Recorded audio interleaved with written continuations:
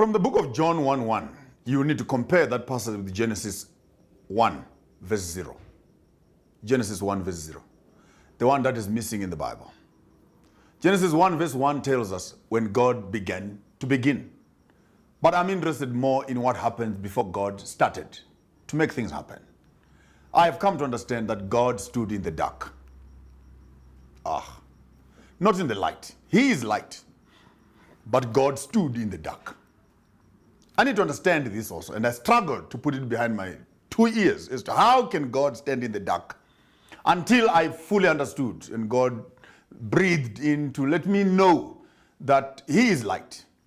Not light as of our tower lights or light as of our sunlight, but He is light, 1,000 lights, 1,000 suns put together.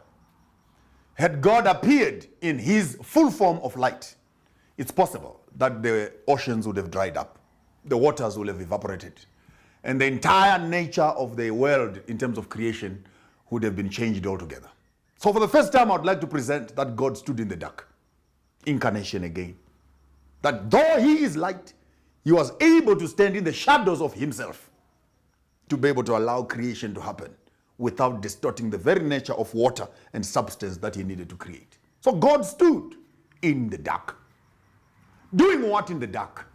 Looking into the darkness. Thinking into the darkness. Planning into the darkness. And as it were, many of us are afraid of the dark. But I want to recommend to you today, do not be afraid of the dark. For it is only when you're in the dark that you can appreciate the light. Darkness allows you to plan for the light. Hence, when God begins His creation, He does not begin with anything else except that let there be light. And you and I know very well, the sun and the moon were created way into the creation story. So it was not the creation of the sun, but this was the very presence of light, gentle light, that would allow creation to take place. Light that allowed visibility of the environment in which God was going to begin working. Is this not beautiful? That God actually then, in the midst of that creation, the first day, the Bible actually says, when He finished doing that, He said, it was morning and evening, the first day. Just the presence of light in its gentleness and softness that allows creation to happen.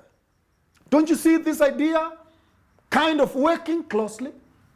But every time we say, let us close our eyes in prayer, we are back in Genesis 1 verse 0. We create the darkness.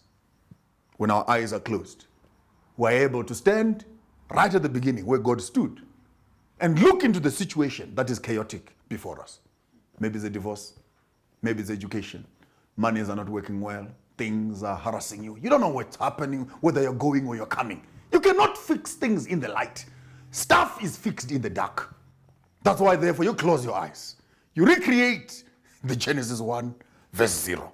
It's only from the 0 point that you can begin to have faith that looks beyond sight.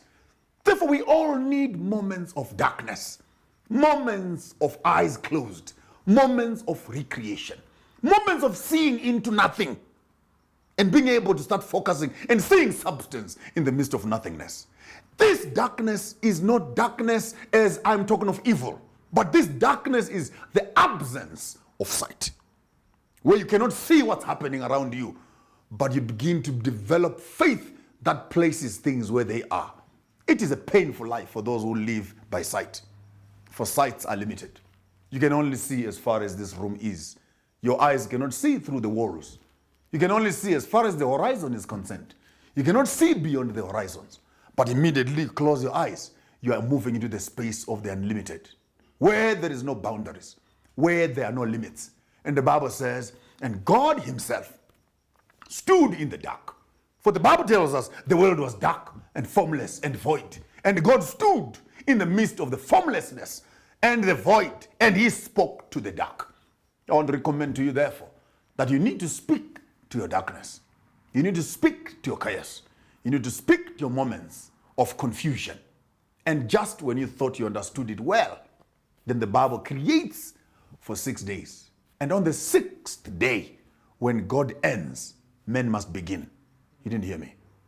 When God ends, the darkness of men begins. Why? Because man starts his day in the dark. Friday night was his first day. As it were, man is supposed also to close his eyes in the darkness of the end of the week and look into the darkness of the beginning week. The same creation that God did in Genesis 1 verse 0. The 0 for man is the Friday night, which is translated into the Sabbath day.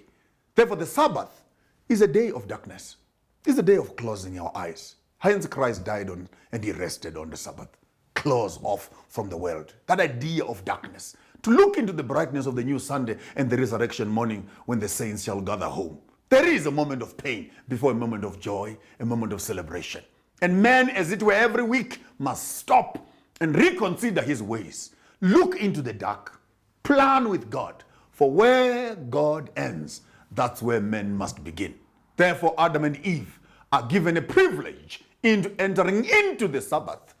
Starting off with the darkness. Now it makes sense why the Bible for 6 times it says it was evening and morning the first day. It was evening and morning the second day. Evening and morning third day, fourth day. Evening and morning sixth day. Why? Because troubles and sorrows linger for a while, but joy will come in the morning. Therefore, darkness is an integral part of the joy that we shall receive. It is far much better to begin off with pain and end up with celebration. This idea of handling darkness is a pain to many people because all of us are seem to have been created to enjoy only the beautiful times. But I want to challenge you and say, do not be afraid of pain. Don't be afraid of sickness. Don't be afraid of bankruptcy. Don't be afraid of challenges that you might meet. Failure is also good. Moments of darkness are moments of reflection. Beautiful miracles throughout the Bible have happened in the moments of darkness. Paul and Silas, ask them. The angel could only come in the midst of the night. Peter, the angel could only come in. Nicodemus knew it well. Find the master in the moments of silence.